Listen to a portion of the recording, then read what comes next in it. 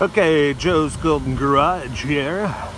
Got a 2013 Nissan Sentra SR for super rally or something real. Who knows? It's not a bad looking car though. Got good looking rims on it. It's a clean car for a 13 with 103,000. Look at the reflection. I think it's had a little body work in the past, maybe. The bumpers and stuff are a little, don't seem to line up too good. This is a new car trade-in at Marshall Mize Ford.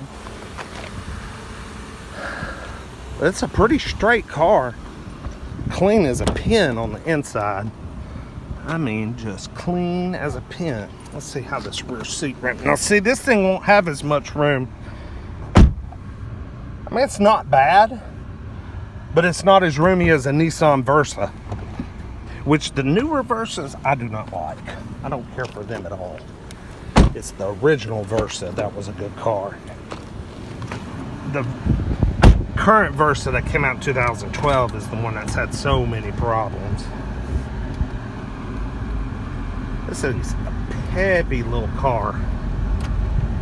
Very peppy. Just trying to say C down. Oh yeah.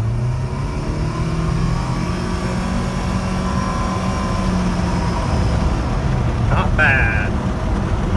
Not the fastest, but not bad. I actually think that little Nissan Versa might be a little quicker. A little peppier. This has got your Bluetooth and cruise, and I wonder if it's got a backup camera. Let's see. You kidding me? No backup camera?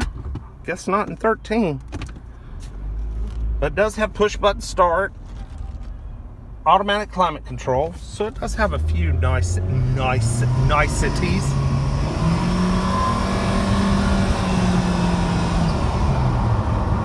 You can hear that AC compressor kicking on and off. Not a bad driving little car. It's held up well for 103,000 miles. This CVT is still good in this car, folks.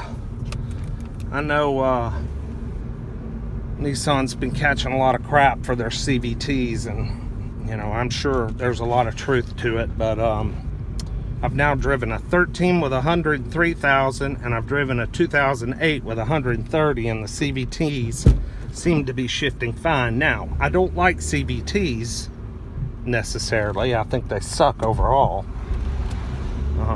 It's like driving a go-kart, one speed.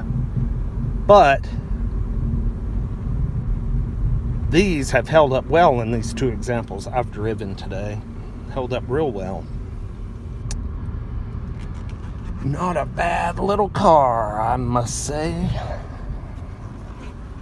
Alright, that's it for this one. We'll catch you next time. Peace.